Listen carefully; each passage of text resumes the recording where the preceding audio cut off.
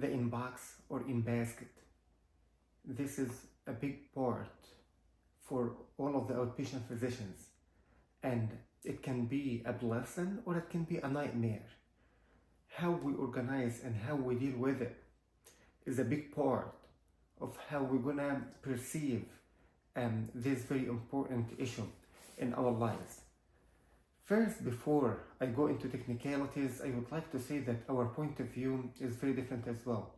This can be a big source of revenue, and this can be surprising for some of us, but truly, I consider it as a great source of revenue, but then I can see as well that it can get very overwhelming.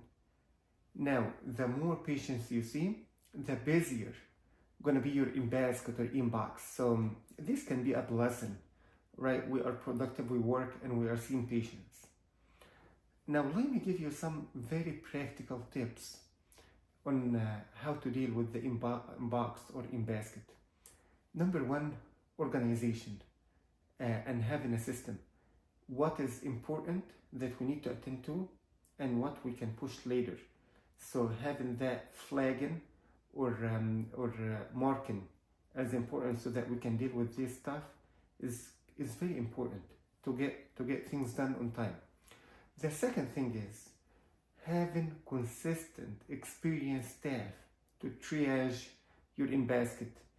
Having everything coming to you can just be overwhelming because some stuff are not important and some stuff are so simple that an MA or a nurse with basic experience can take care of.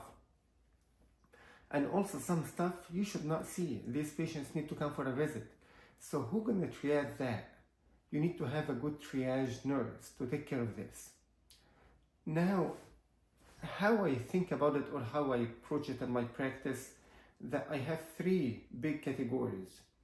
The first category is very simple stuff, very simple questions that the nurse or MA can respond to right away or look at my last note, and from it they get the answer and reply to the patient.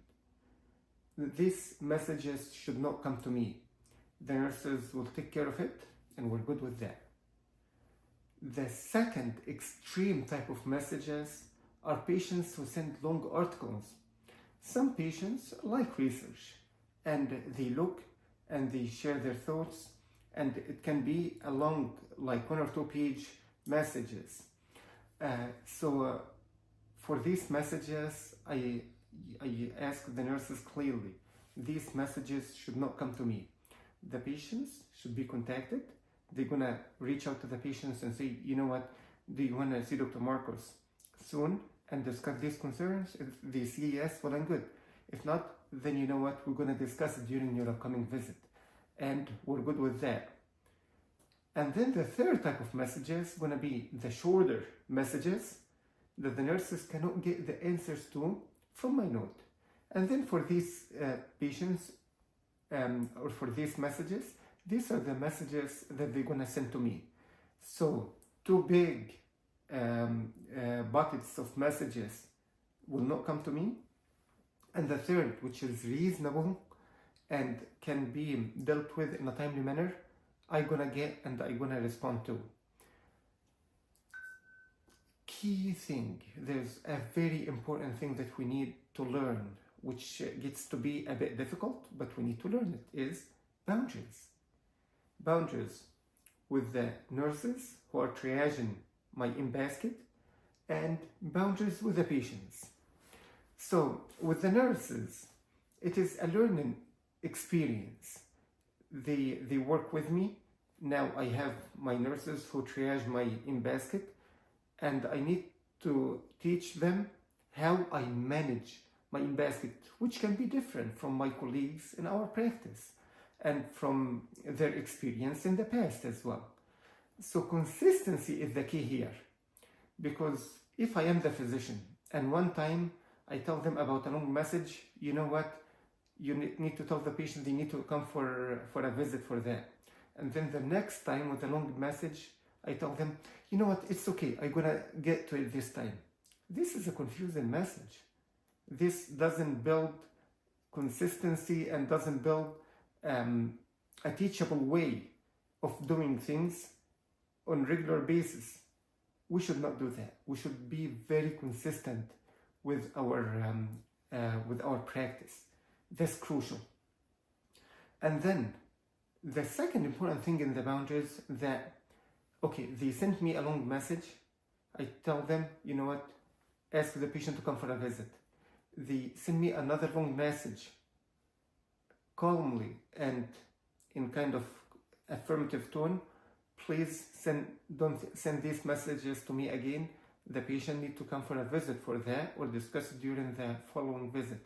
If in a week or two they sent it again, I'm going to have the same response again. If they sent it to me 10 times, I'm going to respond to them 10 times with the same exact answer. Initially, I used to get many of them, but as the time went by, less and less and less.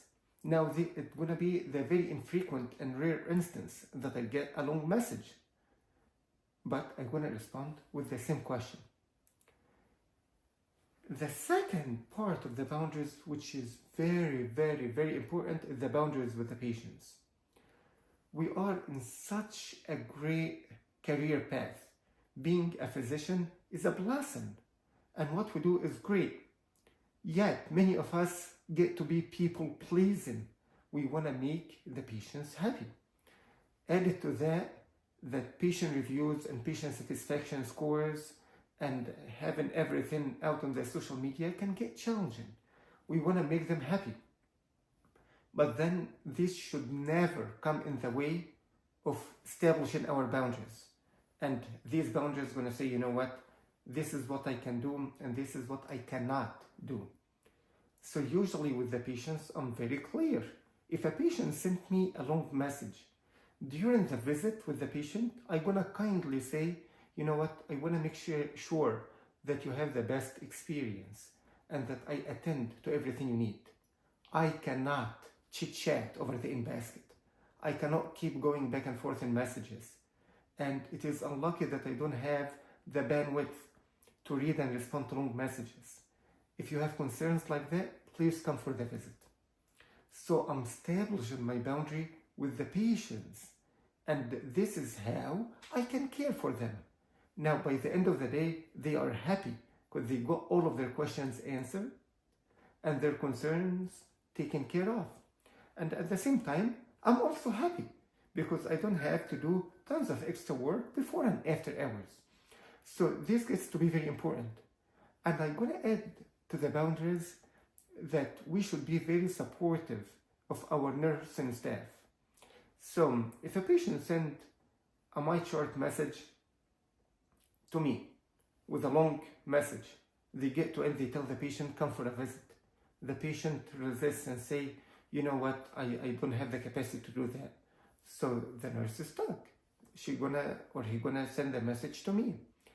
And then in that instance, I'm gonna support my nursing staff and I'm gonna tell the patient, you know what, I agree with my nurse who said that I don't have the bandwidth for this.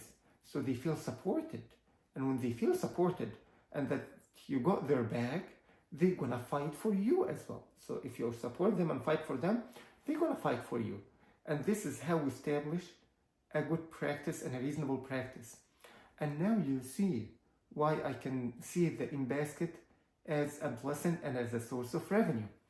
These patients who gonna need to be seen sooner can be added to my wait list or fill available slots that are coming up in the next few days, because patients cancel all the time. And this is how I maintain my my busy practice, because otherwise my wait list is going to be far shorter. This is a very important issue that you want to think about. Another thing that comes to the mind is, oh, you know what, like many of us practicing in the US, we don't have availability for months to come, and we cannot tend to these patients in the short term. And I find this problem to be a significant shortage in our capacity to adjust our templates, and I'm going to talk about this specific issue in a coming video. Thank you for watching and see you soon.